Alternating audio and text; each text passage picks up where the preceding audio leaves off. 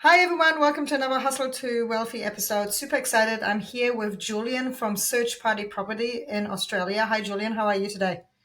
Hey, Paulina, I'm well. Thank you for having me on. I am really excited because today we are talking entrepreneurship, investments, and how does property fit into it. And is property, what I want to know from Julian in the whole episode, is property an investment or is it really a business or which head can you put on? But before we go into this conversation, I want to have a chat to Julian. Julian, what is Search Party Property? Who are you and how do you help people? Wow, a lot of questions. Okay, search party property. We're a buyer's agent or buyer's advocate, as otherwise known. And what we do is help Australian investors build their strategy using data-led methodologies to buy and build and grow property portfolios across Australia.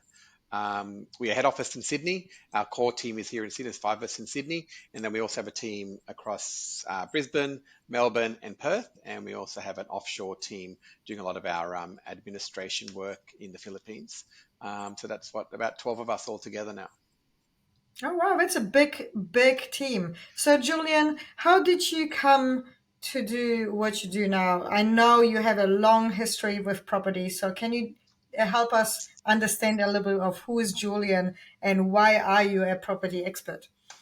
Yeah, it goes back a long time, as you said. I know I look 30, but I'm not. I bought my first property 19 years ago, and I was single at the time, and looking, I had a bit of fun, in your 20s, and then thought I better settle down and buy something. Just broke up with someone, so I thought it'd good to settle down and get some roots somewhere. So I bought a typical high-rise apartment off a guy in a nice suit and loafers, and that property wasn't very successful in the sense of a long-term property investment. I was going to live in it, but I ended up meeting someone and ended up marrying her 20 years later. So, sorry, we're 20 years we have been together now. So yeah, never lived in that property, so we ended up renting that out for that time. And the classical story, 5 or 6 years of no growth, being a high-rise apartment, you don't own any land, you just own airspace. Strata fees, we had some issues around concrete cancer, so the list goes on. So that's probably a good lesson for me, and it's something that I'm very clear on with our team and the investors we work on picking the right type of asset class that we go into. Um, and so that was my first start into property, not really having any research. There wasn't a podcast like we're talking today, Paulina. There was really few books. There's only a couple of books at the time. There was no YouTube. There was no, social media even. I'm that old. So we had to really rely on going to seminars. And seminars back then, Christina, were really just spruikers. Run to the back of the room, put your hand up on the back wall and buy a property. And it was all house land packages or off the plan, which as we know, yes, it's free, but the developer or the person selling the property makes $30,000-$40,000 on the commission side of it. So it's not really free. You're paying for that because it's loaded onto the price. So that was kind of all I had. So the education wasn't great, but I kept learning, kept being passionate about it. When we had kids, so investing was a bit tighter. And then went overseas. I think we bought a couple more properties before that. Then went overseas for 4 or 5 years as expats. Came back and obviously had made some good cash out of that time away. And really went hard. It was 2015 now. The banks were rogues. They were giving away one-page loans. There was no view on what money we had. This is pre-draw commission. So I think one year we bought five properties, 2015. That Um, sounds a little bit like a wild, wild west it more than was like anything. I know now look back and I actually don't even recall sign. I mean, I know I signed those documents, but what was put into those loan documents, I'm sure that broker who was a rogue, that's confirmed, would have just made up some stories to get us those loans. So, hindsight say, well, that was a good thing. We took action in a time when the banks were just giving away loans without any credibility. Obviously, then got caught and got slammed by the Royal Commission. But if I didn't do that back then, I couldn't buy five properties today. No one can really in one go unless you've got piles of money. But that was now it's all based on your serviceability. Back then, it was just based on what sort of assets do you have and what equity can you have. It almost sounds like a dream come true, just being like judged by the equity rather than by serviceability, because in the end you have an asset. Julian, what's how big is your portfolio now? So we have seven properties, and plus I have a family home where we live in the northwest of Sydney. So why property? Tell me a little bit about like obviously we it's perceived as a nice and safe investment, but for you, why is property the pathway for you to help you grow your money and make your money work harder for you, I guess?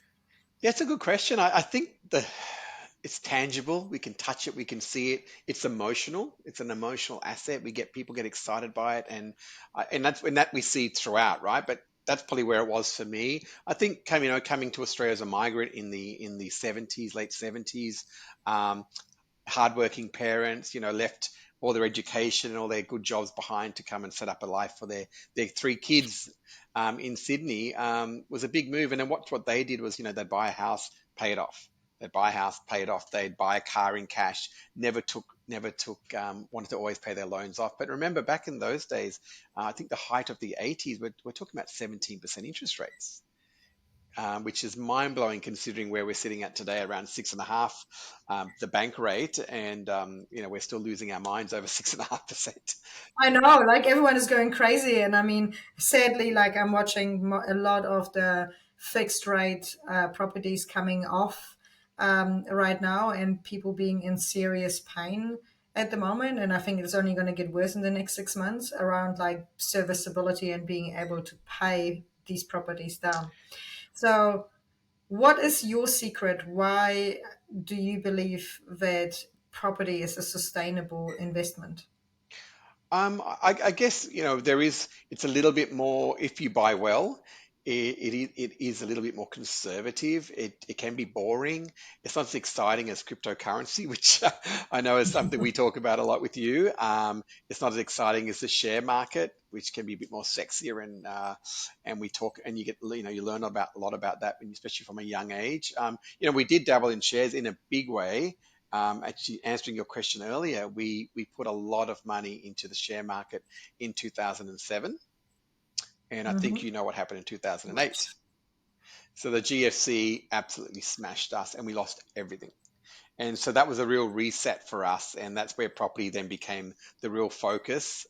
For me, that was my idea to put it in shares. My wife has never really let me forget that. And so it was really a property obsession that kicked in. And that's when we got back from living overseas, I really focused on the property market, immersed myself, read every book, talked to every buyer's agent or build developer out there just to really understand what the market all did. And that really probably built my passion, even though I was in the corporate world, and it wasn't at that stage probably an inkling of me looking at it as a business. But I guess I always had that entrepreneurial mind and flair that it was something in the back of my mind that would come out of me eventually. So, for people who are sitting on the fence, having cash in, like the audience we're talking about, right? Like they have cash in their pockets, they might be going, yeah, I have I have a property. Maybe I have even like a couple of rentals. I have money in my share market, right? All that kind of stuff. Uh, I want, I don't want to part with my money in the bank. What would be something that you would say to those people who have, cash sitting in the bank account for a rainy day? Oh, look, I would say we're conservative in that sense. I don't think people should be leveraging themselves to 90% or 95% in an LVR situation. But I think it's where finding that balance and making sure you do have that rainy day money. I mean, it's all about also your risk profile, Paulina. What age bracket are you in? In your 20s and 30s, it's almost impossible to lose your job, right? It's just you lose a job, you get one, lose a job. Coming into your 40s and 50s, it's a very different scenario. It's a little bit more difficult. I had the issue when I was in my 40s, at a very senior level too. To once I was made redundant, working for a huge American company, and we sold that business. To find another senior role was very difficult. So that question has really answered a lot about the personal circumstance of that person, but looking at all those attributes, and if that money is there, well, yeah, I think it's important to look at how you can leverage that money. And property is a great asset class to leverage. We can buy you a property with 90%, right? A loan value. So that's the beauty of property. Obviously, keeping the bank with low interest, you're really going backwards, right? In an inflation environment that we're in. So that's where I'd say, make your money work for you. Obviously, I am property, Pauline. That's my expertise. But as you know, with all the different other asset classes, I think it's important to take action and do something with, even if it's a conservative amount of money with your savings. Oh, absolutely. And I think like property is a really good market in the sense that, like you say, it is tangible. You can see it. Market, like looking, yes, the markets have dips, but when looking from the 70s to 80s to 90s to now, I mean, a property that was used to be $40,000 is now 400 Yeah. or even a mil, right? Like I remember our first property, we bought it at 285,000, the tiniest shoebox. Well, it was about 80 square meters. Today, I know that 80 square meters is actually not a shoebox. We've just ventured for the last couple of days to Dunedin and did a little bit of research on properties, and they are really stuck in the 80s. So I was like, oh my, even like so badly, you would love these properties that we looked at, where the toilets were outside in an outhouse or in the garage and not in the house. And I'm like, this is still a thing in New Zealand. Like, just blew my mind. How old is Just how old is that area? probably the 70s. And it's literally, but it feels like it got stuck in the 70s. Like Yeah. nothing happened since Yeah, then. 50 Like years the, old. it's, That's not that old to have outhouses, right? Yeah, wow. It just hasn't moved I know on. They haven't brought them in and done en suites and everything else. Yeah. it's been crazy. But so looking at property, I do think that property is a really good way of making money. Talk to me a little bit about buy and holds versus like trades or thinking about doing subdivisions or like renovating, flipping, all the different types of strategies that you can apply in property. I know you guys are more settled for like the buy and holds. Is that right? Yeah, I'd say 80% of our clients are buy and hold. And I think it goes back to that word strategy. And that's why we sit down with our clients when they come on board is the first thing we do is a full strategy session, which is, we really go deep into about them and what they want to do. And we talk about all the different types of strategies that we do, whether it is, 80% of our properties would be, yeah, 4 bedroom, 2 bathroom, double garage, buy and hold, houses on a good block of land. But then we have clients who have a little bit more maybe runway time in the market, then they're happy to wait 20 years where we can look for something that can really be split up in maybe 5 or 6 lots with a longer term outlook. Or we have clients who just want to, look for a splitter block, granny flats are popular, or slight what we call manufacturing equity. So that's where we can do granny flats or minor renos. So a minor reno could be paint, carpet, take down one wall. We find in a lot of older houses around Australia, there was that formal dining room that no one ever used, which is off the Hmm. kitchen. So kind of either converting that into a bedroom, which you can do if it's got a window, or you could knock that out and make it into a larger area and maybe into a lounge room or a second. Most people are looking for that second room. So the lounge room fall down. No, people aren't using their formal lounge rooms any longer. So that's making that kitchen and living area in one. Or very popular again, having that sort of opportunity to have a study. The work from home culture has kind of changed that. It's become something that's pretty important to people as well. Absolutely. I mean, we have a four-bedroom house at the moment, and it's literally way too big for us. There's just the two of us, Yeah, but we are like, we were contemplating should we do one office, the two of us, or should we split into two different offices? it's a nice luxury to have. I know, just because we have so, and that was only because we couldn't find anything at the time. That was the only thing we could find. So we were like, okay, yeah, we prefer to go bigger than smaller, and that's where we ended. The people who are working with you, I would love to talk a little bit about their mindset. Why are they coming to you? Like, where do their desires come from owning property? What is the mindset that they come with, and how do you help them shift that mindset to, becoming then the real investors in the properties that they have? Yeah, it's a real spectrum, and it's actually quite fun. When you're into our fifth year now, and it's nice to look back and sort of see where we started and what sort of people we worked with, and watch them grow. And also, the type of people that we're getting now are a little bit different as well because they can see our results. We're buying over 100 properties a year, year after year after year, and the success stories that we have, the case studies that we can produce. We're very transparent. As probably one of the biggest differences. We love sharing not just where we buy, just the results, but where we buy. It's full addresses. We're like sharing that, showing people our due diligence reports up front, as opposed to you've got to come into our secret society before we share anything with you. So I think that's working quite well for us. But yeah, we get, the ones, I had a joke about this yesterday. I often get these gentlemen, who I'll talk to initially potentially, and they're like, oh, I got to check with my wife because she's a bit more conservative, and actually it's just a fake wall that they're putting up to saying they're conservative, but they don't want to say that. They'd rather blame the wife, and I see that quite often. I'm speaking to a lot more females. I mean, the statistics show, 50% of property investors this is going on contracts, are females. So it's a huge part of the market. And we do really well in that area. One, because we've got a lot of females in the business who are also passionate about property, but also, we're really open to that. We understand that market and we really want to help and grow that market as well. So we see that come along a long way over the years as well, from just speaking to men to now having a lot of women reach out to us and they initiate at least that first discussion, what we might call the discovery call. Seem to be a lot of females coming on board.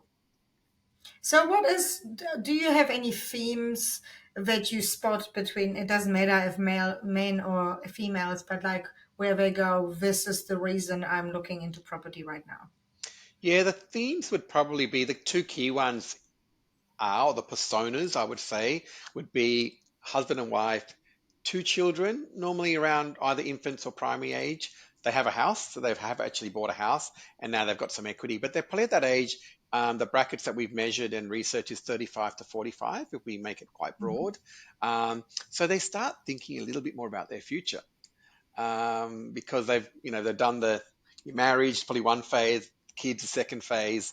They bought the house, the third phase, and now they're looking at the future. And they've built some equity, anywhere in Sydney, Melbourne, Brisbane, Perth, anywhere you are, Adelaide, you've obviously got equity in your home if you bought in a good area. So these people are now looking, okay, how do we leverage? And so you normally start a bit conservative. Let's just do one, see how we go.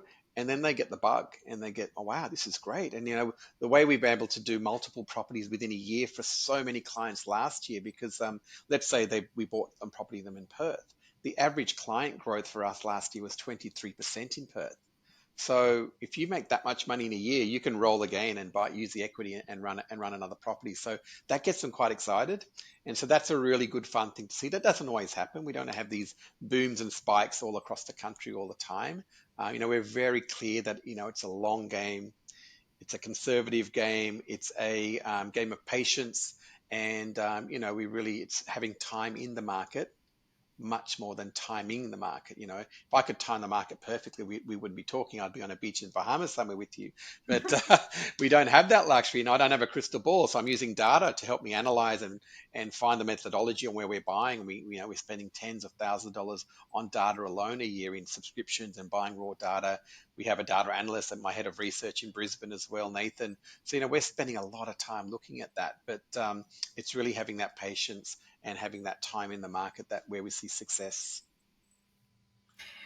What I love about you guys and property, search party property is you're literally, and property is one thing, right? Like being an asset class that has been around for lots and lots of years. It has a lot of proven success record. Yes, it also has a lot of disaster stories. Yeah. And I think on our side of the world, so New Zealand, Australia, in comparison to, say, America and Europe, where a lot of our listeners come from, we also have a DIY mentality. Like I find that New Zealanders and Australians grew up with that idea of I'm going to own a property, I'm going to do it up, I'm Yeah. going to sell it, I'm going to make money, and I'm going to do it again, right? So we are very much trained here from a young age that we will own our own property, we will, we will do it up, all that kind of stuff. That's not an investment. That's a passion project, right? In Nice. my eyes. Agreed. So, and honestly, you can fail. Like we were very lucky. We made a good profit. I couldn't say on our first property. I wouldn't say that was calculated success. that was 100%. We're in the DIY dream, and it happened that the market was going up as we were selling, right? So Yeah. very much. And I think a lot of people on this side of the world rely on luck because they don't understand that um, there is actually data and a calculation and a success formula per se in property that you can hit and to replicate it over and over successfully. So, can you share with us a little bit about what is your success formula? Not the secret one, but the success formula, where you would go and say to a potential client, going, "This is what you're looking for from a metrics perspective to make sure that you have a successful long-term investment." Yeah, no, good point. I mean, I love the whole reno because obviously the advent of all the TV shows, right? The renovation and flips and the different types of um, buy and The flip UK, shows. Sorry. do you know the UK show where the people come and someone is searching and show? I can't remember what it was called, but it's like they show them 3 or 4 houses, Yep. and then they have to pick one at the end. Yeah. It's coming to New Zealand. They are right now All right. advertising for people to come and onto the show so that they can do it in New Zealand. That's how We, popular the whole idea is of buying a house, and even like the block, right? Renovating your house and all that kind of stuff. We seem to show on this side of the world that it's just easy. It's a piece of cake. All you need is a property, and it will make you money. Yeah, I mean, the Maybe. block's a great story, right? It's so glamorous, and all the couples are young and they're glamorous generally, and it's a fun atmosphere. And yeah, that just, over the last decade or so, it's been amazing to see the amount of home flippers that have come into the market, which is wonderful, and especially you've got the skill sets and the passion. But you're right, it is a bit of luck, and I've seen it around. I hear a lot of horror stories. Most people only tell you the good stories, right? But yeah, and you see couples who, oh no, we bought a place and we're going to do it up, and a year later they're still doing it up. But they're not going to calculate the holding cost. The amount. Oh, my husband's taken a long service leave. He's going to work on it permanently for the next 3 months. Like, really? And that's going to make you money because you're calculating this whole thing. So you're right. It becomes more of a passion project than really a business transaction. Because if it's a business transaction, I have huge templates that I've been in all these courses, these flipping courses, and you'd have to run the numbers very, very seriously through these templates to make sure you've got the numbers set up correctly. You have a little bit of a buffer. You know what you're buying, where you're buying from. Buying retail versus buying in from Bunnings or somewhere like that. Are you buying for the right market? So if you're buying in a nice area and you're going to put cheap toilets and cheap tiles, you're not going to sell the property for the right price. Conversely, you're buying in a cheap area and you've got really good taste and you want to put marble bench tops and Caroma toilet seats, you're probably going to overinvest in that property. So you're right, it is it's enjoyable to see those people do it. It's great for Instagram, but it's a tough project to get done. And for us, it's really and again understanding the idea of the client and what they want to do. We don't get a lot of that type of client coming to us because if they're going to do that whole flip project, they probably want to do the whole thing themselves because they've already at a stage that I'm a property expert. I know property. I've bought a property before in my life, and we can buy the All property and property flip the experts. property. The statistics are, which I was quite surprised. The average Australian buys 3 properties in their life. The average Oh, is Australian that buys all? three, not investor, the average Australian buys 3 properties in their life. That includes obviously investors and everything else. So that's not a lot. And so, No. to be good at negotiating, when we're negotiating on dozens of properties a day, and that's such a big difference. And we can cut through, what the selling agent is telling us versus, as a buyer's agent, what we can receive out of the selling agent. Because I've had a lot of instances recently, actually, where I've been with a client and they said, I noticed that that real estate agent spoke to you very differently to the way they spoke to me. It's like, well, yeah, they're not going to tell us what they told you because we're going to cut through that crap pretty quickly and get to the point. So, we've also done our research before we get there. We know if there's any incumbents, any piping, any gas lines, any sewer lines, we've got all that research done before that. You ask a real estate agent that, they won't have a clue. I had a conversation with a real estate agent this weekend. You're gonna love this. I go, how come that? So that it was a corner section, a corner house, Yep. and this road it was technically on. was in the like mid 500s, right? The road that it attached to back, the houses, literally all the houses back were in the 250s. And like there's a $300,000 gap between this corner, like this side street to this side street, right? And I'm asking the real estate agent, I'm like, how come that this side is so much like worth so much versus this side isn't worth anything? And you know what his response was? Mm. I have no idea. And I'm like, great real estate agent is Yeah. really helpful.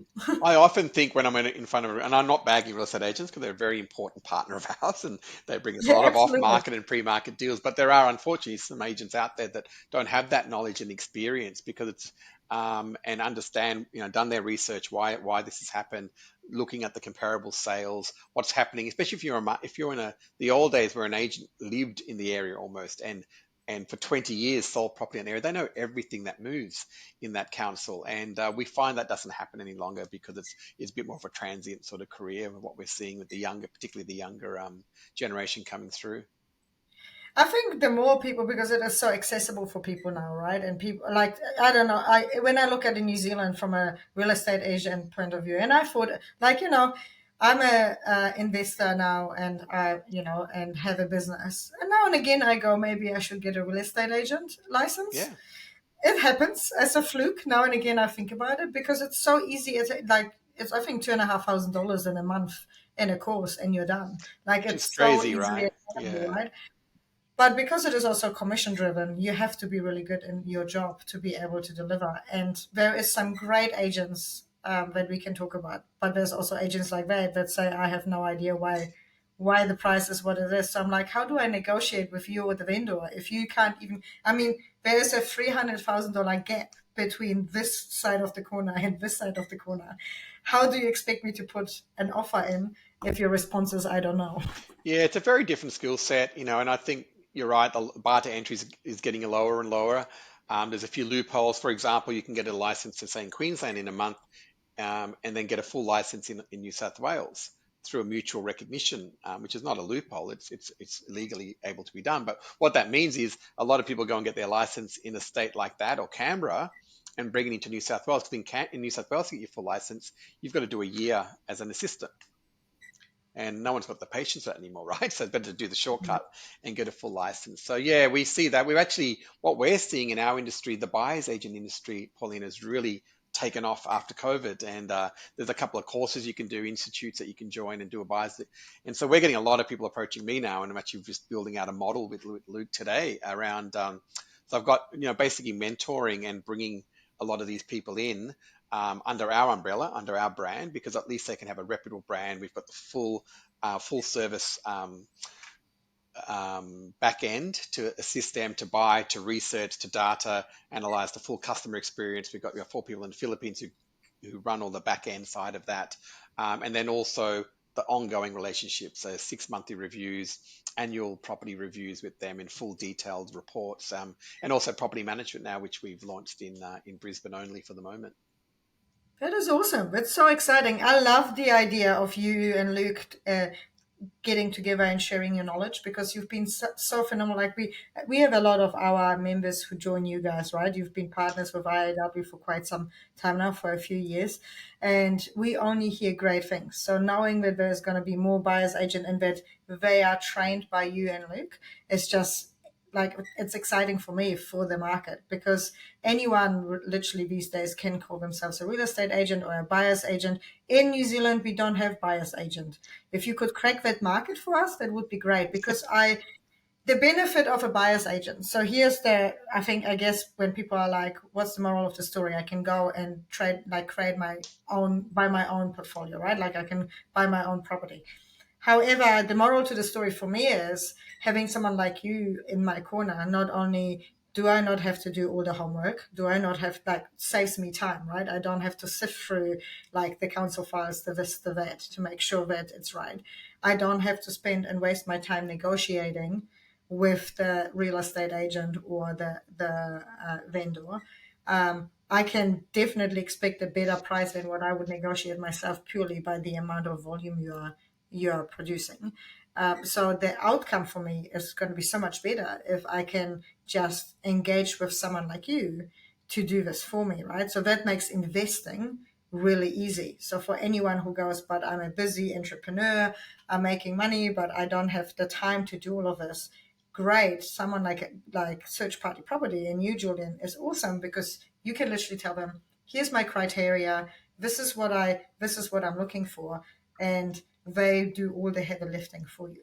Is that right? Yeah, and I think that's exactly right. The key kind of, if I'd say three, again, looking over 5 years, why are people coming back? We can ask people questions now. Why using us? Why are you coming back to us? And they're probably the three key ones are lack of time.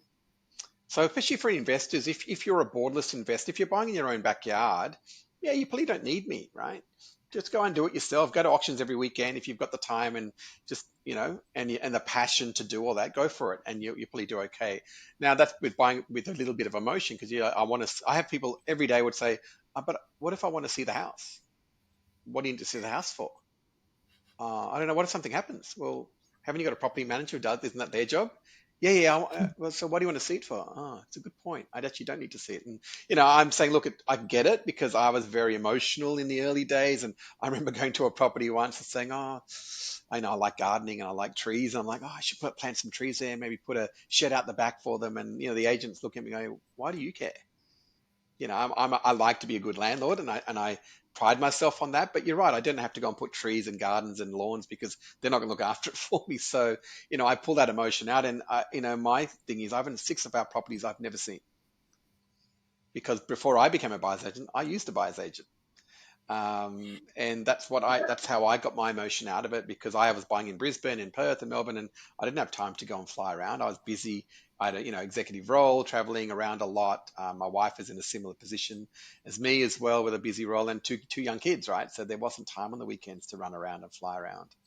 So we find time is a big one, just lack of knowledge. So what do I believe? Like there's so much noise out there now. You've got headlines in different newspapers. You've got, there's YouTube channels everywhere with superstars now selling their own product. So it could be a course or it could be, a buyer's agency service and things like that. And you actually don't know what to believe. Then you've got your auntie and uncle at the barbecue on the weekend giving you advice as well. So a lot of people get confused and then just overanalyze things. And so they're like, tell me, help me, and show me how to do it. And that's why we like that word education. And we like to educate our clients throughout the process as well, and not just say, just buy here, trust me, Paulina, I'm a good guy, just buy this property. It's like, here's the information, here's the data. We're paying a lot of money for that data and we're analyzing that a lot. And we want you to, be really confident and secure in buying that property. And the third one is just having people on the ground.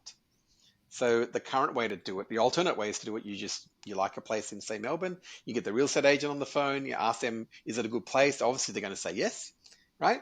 They're getting Of course. they're getting paid by the seller. Their job is to sell at the highest price. So they're going to tell you whatever they can to get that highest price. You ask them for a video, no problems. I'll do a video for you. Are they going to show you the mold? Are they going to show you the cracks? Are they going to show you other things? Probably not. Probably not. You get a pest and building inspector, yep, but they're not as detailed as someone individual. So one thing we like to pride ourselves and put our hand on our heart is, every property we buy is being inspected by one of our team.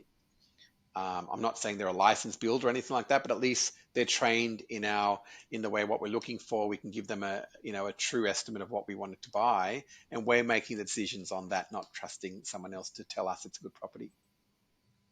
I love it. And I'm like, I think I want to just quickly go back to the emotions and then also the, barbecue with your auntie and uncle, because we see this in everything that we do, right? In all of investing. Um, I find it really interesting. And, we're talking here entrepreneurship and investing. No one will give you as many opinions about your business and how you should make this next sale like they do when they talk about how you should buy your next property or how you should be investing into these shares or just buy this crypto and you'll be right, bro. Right? Yeah. So it always blows my mind that, like, I always just go, be careful who you take your advice from. What is their track record? What do they actually know about it? Right? And if they are suggesting, yes, it'll be a great thing for you to do and you're going to make money, why are they not investing and why are they not on the in the Bahamas, right, or enjoying life if it's such a good investment? So it's definitely worthwhile for me to go and say, definitely check out the advice you get and who do you get it from, right? Like who are you to be, as much as you want to Yeah, share your dreams, be careful who you're sharing your dreams with. that's right. And you've got to be responsible as well, right? Take some responsibility, do your education, go to speak to different buyers agents, listen to podcasts, read some books, and then make a concerned decision from there. But yeah, you're right. You need to take some responsibility. Think about who you speak to. I was laughing when you said about at the barbecue when people start talking about property. I tend to exit as soon as property starts to come up because everyone knows more than I do and they don't do it for a job. But I just tend to agree with everyone. Like, yeah, I think we should buy in X place in Adelaide. I'm like, yep, I'm sure you're right. You should buy there because I don't want to get in a discussion because they're always going to know more than me. So I tend, it's not normally my favorite party topic is talk about property. I tend to But it try, shows up at every party, I right? try to get out of that conversation or change the topic. Yeah. And the other side is the emotion, right? Like right at the beginning of this interview, you said, property is tangible. It can be exciting. It can be, really emotional, purchasing the properties and creating a portfolio.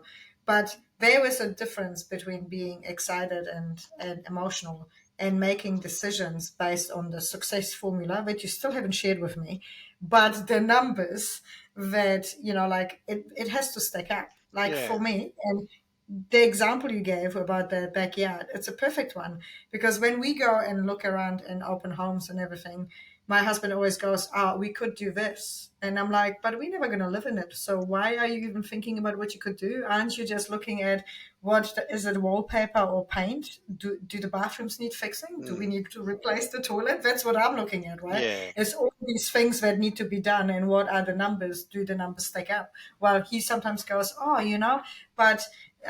There is this problem. And I'm like, is it a problem? It's not your dream, right? So emotions are really big when it comes in anything investing. And the same, which go in a way, like emotions, if you're emotionally attached to an investment, property or any investment, Yeah. in my mind, I'm going, you're already in a losing hand. Yeah, no, I totally agree. And sorry to go back the part about the formula. We have written a book, so we can share that ebook with the listeners or viewers, which is about basically how to buy investment property like an expert. So that goes through step by step. But for us, a good point about what you said about emotion. So that's where data really helps us because that cuts out the emotion. Because I can say, well, that's a great area. That's going to grow. Actually, it hasn't grown in 5 years. But it's near the water. Yeah, but it's a holiday resort and people don't really want. There's no jobs, no transport, there's no infrastructure, and these are all the things we're looking at. So when we talk about our data and the funnel analogy, as I mentioned, we're looking at these software providers who pulling 30 algorithms together. So they're breaking down the ABS statistics, they're breaking down the census reports. I want to know who lives in a suburb, what do they earn, have they got kids, their education, um, what's their income. We can see all that in the census reports, particularly if they're updated, and we can get a feel for that because sometimes it's about that suburb. Okay, that's overshot itself now. It's done really well. I can't afford it, but there is a term called the ripple effect. So we may buy with the effect of the next suburb across in that ripple effect, knowing that we're going to capture that growth in the next couple of years, and that's where we want to be. So there's a lot of different ideas of looking in the data, which helps us identify. So 2.5 years ago, I went over to Perth and spent a week there, and spoke to a lot of developers and counsellors and agents, and said what's going on here. I read a whole lot of information that intrigued me. State government reports about a $5 billion Navy redevelopment in the area of Rockingham. So I thought, okay, well, if this is all real, this could be a place. Perth has been dead, by the way, for 10 years before this in terms of property. So went over there and yeah, and they took me around for a week and we realized, okay, this is the place we're going to open our next business. So, hired a local person again because the Western Australians don't like us over here on the East Coast. They all think we're, soy latte drinking wankers. So, we hired someone local there and Tell us what you really think. sorry? Tell us what you really Yeah, think. exactly. So, yeah, put a local on the ground. Emma's 15-year experience, been buying property, lived there all her life. So you really can't beat that local experience. And then she gets that local rapport with the agents, and so we're able to get off market or pre-market deals. And that market has now, gone through the roof. As I mentioned, 23% is our average growth for clients in Perth over the last 12 months. Yeah, that's fantastic. And that's the knowledge where I think that's the experience and knowledge that you are tapping into, right? And in investing, that's really important because if you can, everything should be data driven. You made your money maybe emotionally in the sense of you put your hard work and sweat and tears into it, or you support your customers, you build these funnels, like whatever it is, however you're making your business, your money, you became an expert in making the money you're making. Yeah. So why would you just willingly give it away? Wouldn't you want to work with an expert or become the expert in wherever you're going to put your money next? Yeah, no, it's a good, really good point. And we're happy where that's why I use that word education, because we want to take them on a journey. It's a partnership, it's an educational journey. And sometimes after they see the journey and everything's so transparent, maybe they will say, you know what, I think I've got a feel for this, so maybe I'll buy the next one on my own. But we generally find, I mean, 75% of our clients have two or more properties. So that's a really um, what's the word? I guess it's just a really nice compliment to us to see that they're trusting us. They really want to go on this journey with us, and they want to trust us to help them build a portfolio. Like my portfolio, as I mentioned, Luke, as business partner, he's a rent investor. So he was happy to move around a bit, living in good areas like Bondi. He's now down in the southern Shire of Sydney, but he's happy to rent, but he's got, 20, I think, investment properties. So, that's a different strategy again. That's not for everyone. And We do so, the same. We own property, but we don't own our own. yeah, that's right. So, and that's becoming a very popular. I mean, we've been talking about rent vesting for since day one because it's something we really understood. But it's really kicking into gear now because we're seeing a lot of the younger investors who haven't got mummy and daddy. The bank of mum and dad is the second largest financier in Australia now, but not everyone's that fortunate, right? Most of us have to do it on our own. And so those young investors are coming and say, you know what, we've tried. We can either go and live 50, 60 kilometers away from the city and spend 2 hours traveling to work, or we realized we're just going to become rent investors. We're going to live in a nice area we like to live, and we're going to invest. So can you please? And so they're happy to forego the first home buyer's grant or anything like that, and then we build an investment plan for them. It's not to say they won't buy a family home, but maybe it's not yet. Maybe they'll buy a couple of investment properties and build up some equity, and then take that up and buy their family home in time. Oh, absolutely. Like for me, it is like, why would I want to live 50, 60 Ks or in an area that I have zero desire living in, where I can rent for half of what my mortgage would be in an amazing That's place, right. right? Like we look, when you think about where we are, we overlooking the mountains and the lake, super quiet. We are the highest house on the hill. Wow. We are 5 Ks away from city center. We are 4 Ks away from everything else, like the industrial areas, etc. But we can't see any of it, right? We are not bothered by anyone or anything, and we live in a $3 million house. Yep. The mortgage I was calculating, if I was to buy a $3 million house, the mortgage would be twice as much as I pay in rent. So Absolutely. why that for me it's like, why would I do that? Why would I Correct. tie up that much money if I can take the 3 million and build myself an investment portfolio of 4, 5, 6, 7 different properties that are making me money rather than having to pay in, right, and hope that interest rates don't go up. No, I love it. I always say, life is, there's no dress rehearsal for life, right? This is it. We get one shot, and you can either be really happy living in this beautiful home. You guys are outdoors, you love your adventure, you're hiking, you're biking, and you're trail biking and things like that. So why not live and enjoy that Mm, time while you're young as well, and still building your business and entrepreneurial pursuits while you can do that. And instead of getting stuck, like you said, you might be 60 Ks away from somewhere and you won't be happy. And that affects all yes. aspects of your life, and your health, your wealth, your mind, and all of that can start crumbling around you. So I think it's really important. Not everyone needs to do what you're doing, and it doesn't work for everyone. Some people mindset has to be, I need to own a home because that's what everyone else has done, as my parents did, and that's the only way I can prove I'm successful. Other people don't have to worry about those type of things and rather live in the areas and just be happy and not have that mortgage on their head, because if something ever happens with an investment property, you can sell it. It's not as a liquid.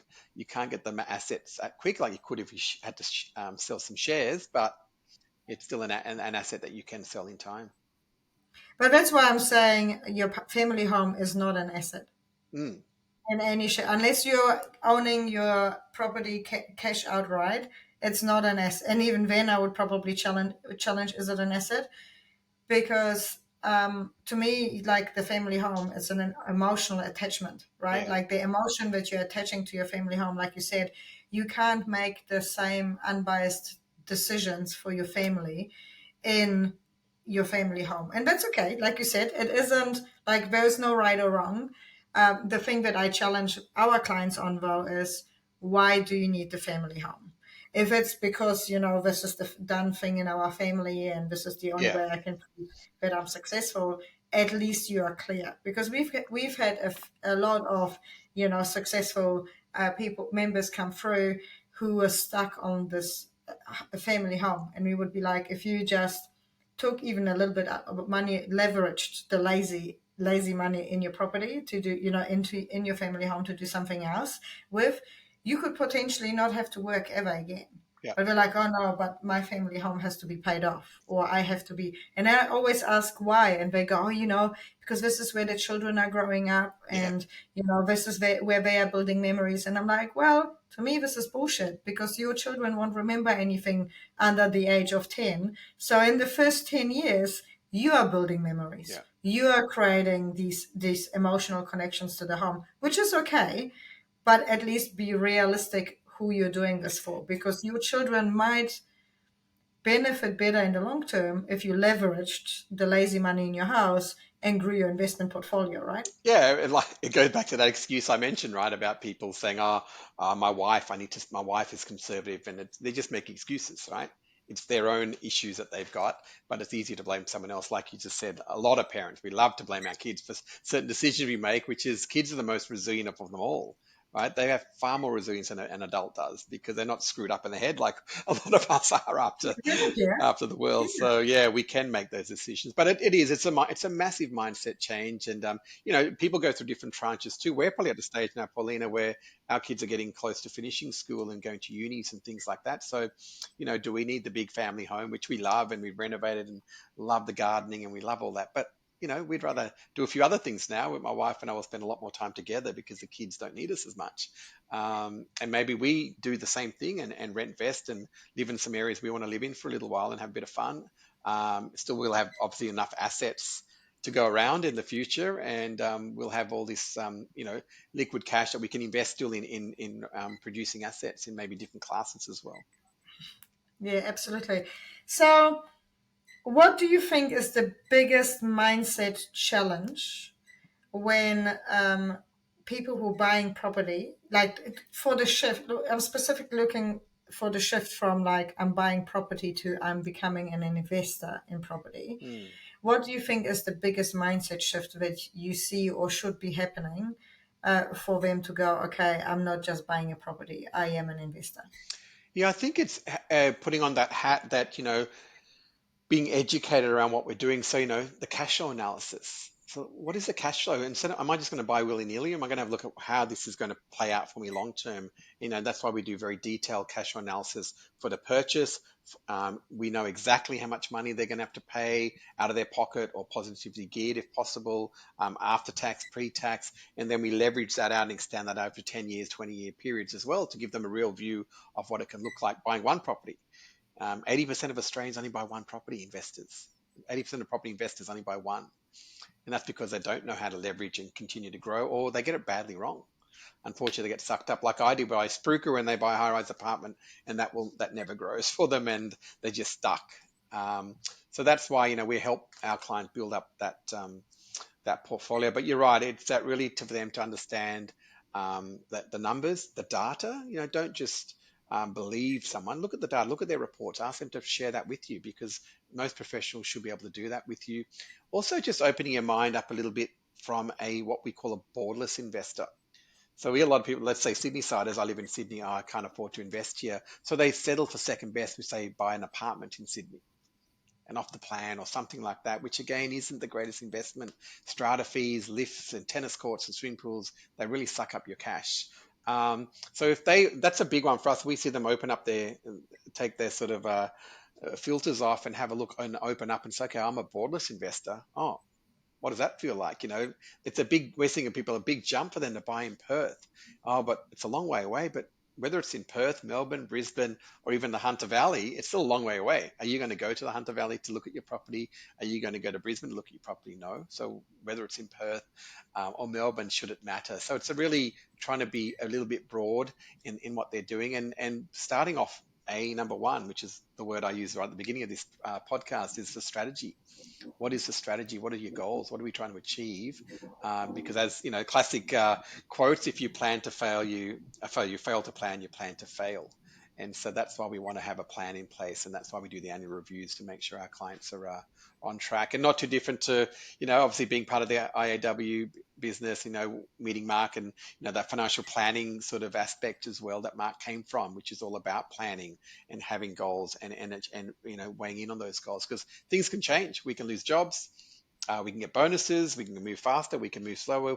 For example, we haven't bought property, Paulina, in 5 or 6 years. A few different reasons, starting a business, obviously getting crushed by COVID, and then having two kids in very expensive private schools means there's no exit cash for a lot of other ideas. So, we just have to, we knew that was happening. So we've done very well before that. Now it's a consolidation time, which has been great. We've had a couple of nice blips in the property market in 2017 and again in 21, as we know. So now it's us. What's the next stage for us? The next tranche for us once we come out of those private school fees. Yeah, I like that. So, property, business or investment? For an individual, Mm-hmm. it's a business. I mean, you should run it like a business. If you want to invest in property, you should look at it as a business because you're setting it up. It could be in a trust, which is a company, so that's a real business then, right? You're putting your properties in a trust. If you're doing individual names, it's still a business. You should keep an eye on your income, your liabilities, your assets, your planning. So I really think it should be run. Your property portfolio should be run as a business because you do it every day at work. But why do we not look at our property portfolio as a business? So, the question I want to set to the audience is this: if we are looking at property as a business, would you want to run your business that is losing money or a business that is making you money, right? Yeah. And property is there is a big one on this. So, how do you feel about negatively geared properties? Yeah, it's a really good, because obviously that's been the buzzword in particularly in Australia for a very long time. Doesn't always happen in other countries, right? Quite negative gearing, Mhm. and very different in America, for example. Um, there's a couple of things with that. So yes, I had a lot of negative gearing properties, but I was in a position where I could afford to do that. We were both, in executive roles, and we had very very high incomes. Now, that's not the case for the average. The average Australian investor earns $100,000. So we need to be able to focus in on positive geared properties where possible, or neutrally geared properties, so that way you can do your tax variation in advance. So instead of taking your lump sum, let's say $12,000 tax return at the end of June, and go and blow it on a holiday or have some fun, take that $1,000 through your payroll and increase your cash flow throughout the year. That's a very common, well, actually not, it's uncommon, but people don't use it, but it's a great tool to use to keep your cash flow throughout the time. So what we find is, remember, we've had 10 years of very very low interest rates. So everything, it was very easy to be a property investor, very easy to be positively geared as well. Before these rate hikes kicked in, I think one of my loans or two of my loans were at 1.8%. It's almost free money, right? So now we're all sitting in the sixes. It's a very different game, and so we have to be very planned around what we're buying. And so negative gearing, I think it's still an aspect and a population and a type of client that suits. If you're in a high income area and your strategy is purely based on capital growth, we can find those assets. Normally takes a higher investment though. So on the other side, the majority of Australian investors need to have cash flow. So I concur with you on that. But again, I'll probably sit on the fence and say it really depends on your personal circumstances. I do love it, and I do want to prod you a little bit more about this because I I go, why would you put your money into a property that is negatively geared and costs you anything? Yep. That is a right out given for me. That is like, should, especially because, and you might educate me today, it doesn't matter how much data we draw and how much experience we look at, and you talked about the ripple effect into communities that are going, etc. You cannot predict capital growth. You cannot predict how much this property will grow within 10 years. No. True? True, yeah. Unless I find a crystal ball, I'll let you know, and then we can get everyone over to Bahamas because we can predict everything. But yeah, I don't have one, and so no, I can't predict. I can use data to best predict and best give some forecasting. Is probably a better word than predicting, but no, I can't guarantee it. So if we can't guarantee or we can't really predict, we can have an educated guess, but in the end, it is an educated guess, right? 100%. Assumption we make that based on the previous data, but we also say past performance does not guarantee future results, right? So for me, I go, why would you bank on capital growth that you cannot predict and you can't estimate how much capital you growth you're going to get? To put more money in that you have like spent been hard working at it to earn, to continue feeding an investment that is only asking you for money at the current stage. Yeah. I'm 100%, and I think we're going to see that type of mindset and that type of strategy grow more and more. I'm already seeing it in what we're doing in our business and the people we're attracting. There's always going to be that outlier, and that outlier is normally also combined with a thing called ego, which is I have to buy in the eastern suburbs of Sydney. I have to buy in a Sydney of in a suburbs of Melbourne or whatever it might be. So the ego side says, well, I'm earning good money. I work for a bank. I'm earning $500,000. I need to buy in an area that I can say I bought an area. Do they want to say they buy in Morayfield? Where's Morayfield? Like it's in that little, isn't that a 30-kilometre away from the Brisbane CBD? They don't want to say that, even though they can make still that capital growth and still have an income um, investment property. Um, I think it's easier for people to just ignore that and focus on the ego.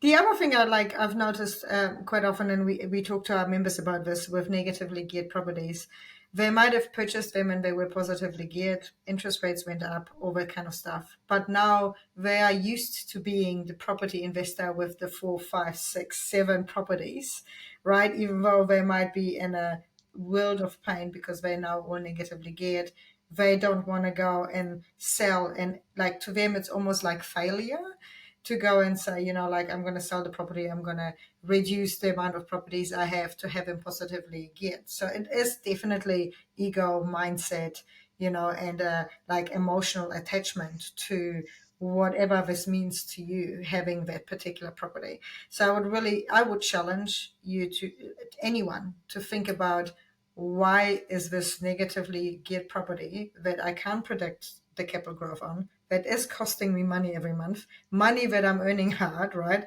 at the moment? Why is it so important to me? And only once you figure out why it is important to you, you can then turn around and go and say, okay, this property I want to sell or I want to keep, and this is the reason why I'm doing either. Hmm.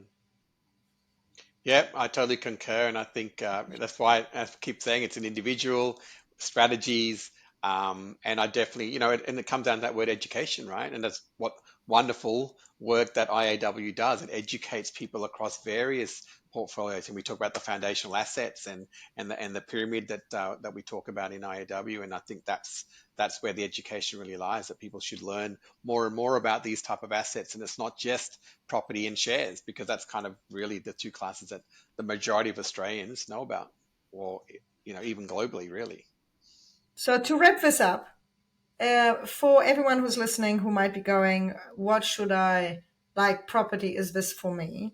What would be a takeaway or a tip or something you would give them to get started to answer the question, is property for me? Yeah, if you're asking yourself that question, I guess it'll come back to what I said about research. Do some research, read some books, listen to podcasts, make some phone calls, get on a property investment assessment with us. Just have a chat. They're all no obligation, so you may as well suck the brains out of some of the so-called experts out there, the people who are buying property every day, and they can show you the case studies that they're doing. We can talk about the market, we can talk about the data, and get your research, and then feel okay. Well, that sounds like that is for me, and I can maybe that is my foundational asset as we talk about, and then I can start looking at other cash flow, um, different asset classes that we talk about, whether it's crypto, whether it's shares, whether it's other type of arrangements.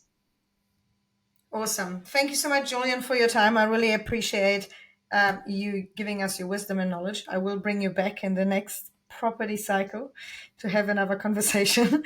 But, Julian, thank you. For everyone who's listening, when you are diving into this, property is definitely an amazing way of taking your money and making it work for you if you have the right steps in place. So, like Julian said, education, checking your mindset, knowing the strategy that you want to use for you in your property journey is a really important one. So, is it a buy and hold? Is it a flip? Is it a subdivision? What is it that you're looking for? Having people in your corner like Julian is absolutely incredible. And it's worth more than money can buy just having that conversation with an expert like Julian or anyone in search party properties. So take notes, listen, tune in, and connect with Julian if you're thinking that property might be the next step for you. Talk to you guys in the next episode. See you later.